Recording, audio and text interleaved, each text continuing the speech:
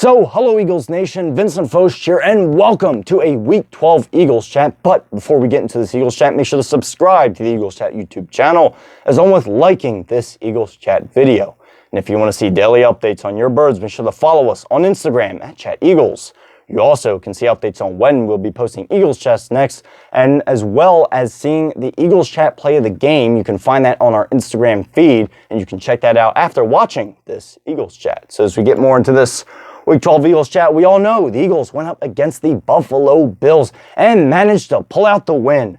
37-31 Birds in overtime. I know I've said this for the past 4 to 5 Eagles Chats, but I had about 50 heart attacks yesterday watching that game. The Eagles should seriously look into sponsoring a blood pressure medication company, since all Eagles fans' blood pressure was through the roof yesterday. But hey, the Eagles managed to improve to 10-1 on the season, being the first team in the league to have 10 wins. So as we get now more into this Week 12 Eagles Chat, we're going to start off with the injury update. Now, there are 3 big-time players on this injury update, and one being Mr. Fletcher Cox. Now, the news with him is he had a groin injury. Now, he did return in the second half. He was taken out in the second quarter, but returned in the second half. Now, we are going to be watching this very closely as the week goes on. The Eagles cannot afford to lose big-time veteran Fletcher Cox, who has been playing at a high level this season, is definitely a big piece of that D-line. So we'll be monitoring that very closely. Hopefully nothing negative transpires out of that as the week goes on. But another injury we are also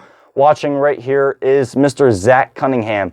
The Eagles cannot afford to lose anybody else in the linebacker section of the defense. They've been getting hit hard there all season and really cannot afford to lose another linebacker this season. We'll be monitoring that injury very closely as well, and any updates that comes out about it, we will make sure to keep you guys updated on the Eagles Chat Instagram story. And finally, the third injury we are also tracking is Mr. Lane Johnson. Before yesterday's game, he was said to have a groin injury. He tried loosening it up in warm-ups, but decided to not play. I think he made the smart decision to not injure it any further, and especially these games coming up, we cannot afford to lose Lane Johnson, as important as he is on that O-line. So I think it was a smart decision yesterday. The Eagles were still able to pick up the win, but hopefully Lane Johnson will be all back and ready for these next upcoming games. But now as we go into the defensive part of this Eagles Chat, kind of hard to judge the defense. They were playing their rear ends off in the first half to try to keep the Eagles in the game, as the offense really was not contributing at all.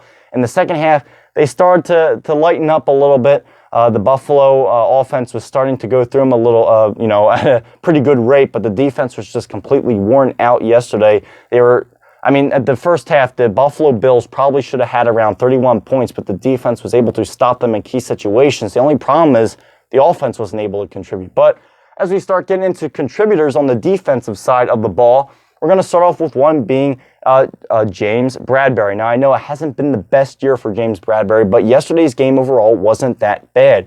He had a pick in a key situation, and I like what I'm seeing from the Eagles defense in picks. They did the same thing last week, except it was Bayard that had the pick.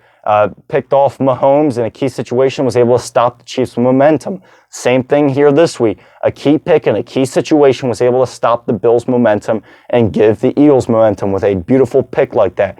So, great play by James Bradberry, who hasn't been having the greatest of seasons, and had a pretty good game, in my opinion, yesterday. So it was great to see that out of James Bradberry. But another player we're also looking at right here, Brandon Graham, longtime vet for the Philadelphia Eagles.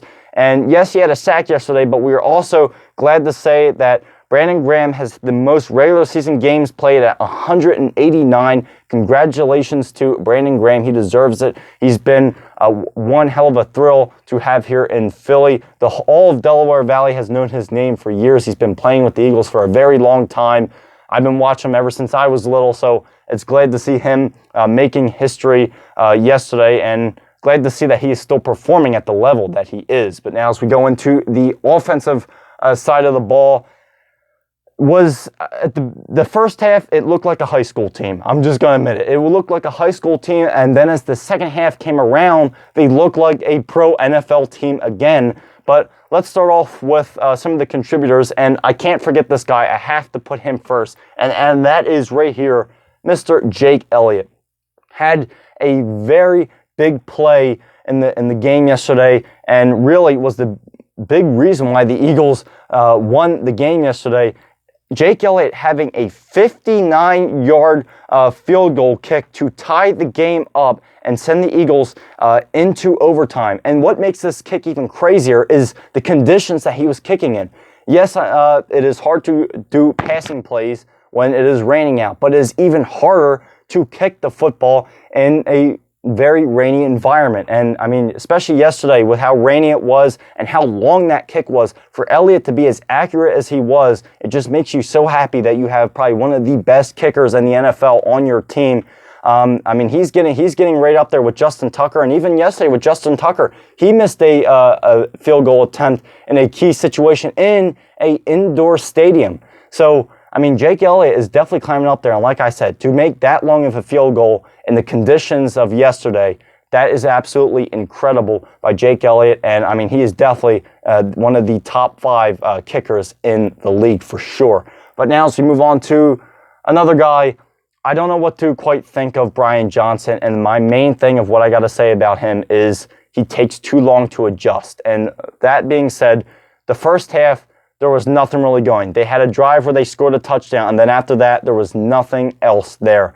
And yes, he adjusted in the second half. I can say that, but when you get up against, especially next week, coming out with a big test next week against the San Francisco 49ers, I really don't know how that's going to fly. I mean, Brian Johnson, the first half was absolutely pitiful. There's no other word to describe it. And I mean, just seeing how fast he adjusts. I mean, yes, he adjusts. Like I said, in the second half, yes, he adjusted. But the first half, it was just, there was absolutely nothing there. And I have to say, yes, Brian Johnson play calls were horrible.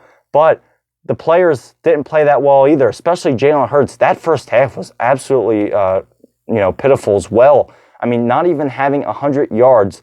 But the thing about the Eagles and their main motto this whole season was, I didn't hear no bell, and the Eagles were able to storm back for a 31-point second half there. So absolutely incredible that the Eagles offense was able to come back and do what they did. But still, these first half woes have to stop, especially getting into the part of the schedule that they're getting into. I mean, with San Francisco and then followed by Dallas, I don't know how much they're going to be able to keep getting away with these second half comebacks. And I mean, when at the end of the day, when you're really looking at it, you're really putting more pressure on yourself than you really should have. There should not have been that much pressure on the Eagles yesterday, and they really were doing that to themselves in a lot of situations. But as we get more into contributors in the offense, we got here Devontae Smith, who finally got above 99 yards. I know it was killing him, but finally, yes, Devontae Smith getting over 99 yards. He had seven receptions for 106 yards. So glad to see Devontae Smith getting over that 99-yard woe,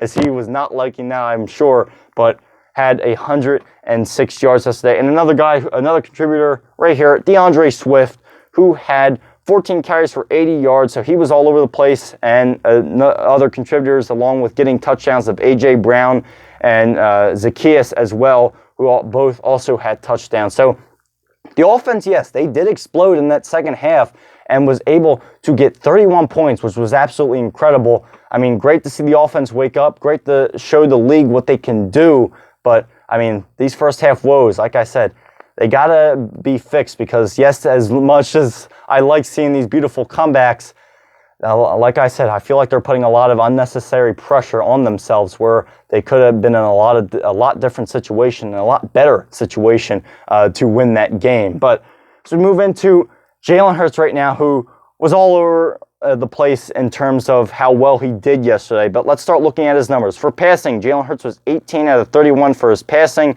He passed for 200 yards, had 3 passing touchdowns and 1 interception. And for his carries, he had 14 carries for 65 yards and 2 rushing touchdowns. So Jalen Hurts all of a sudden exploded and showed why he is the top 5 quarterback in the league that he is. Now, at the beginning of the game, he didn't look like a top 5 quarterback at all. He looked like he was down there with the New York Giants, but he was able to persevere and do what he does best. This job is not finished. That is his motto, and played absolutely beautiful, knowing and admitting, yes, he didn't play that well in the first half, but was able to come back, and that is what makes the Eagles as good as they are, finding ways to win games, because that's what it's all about, winning. And the Eagles definitely are very good at finding ways to win games. I don't know how they do it, but hey, the Philadelphia Eagles are where they are for a reason, and hey, 10-1 is the outcome of that. So that's all I really got to say for this week 12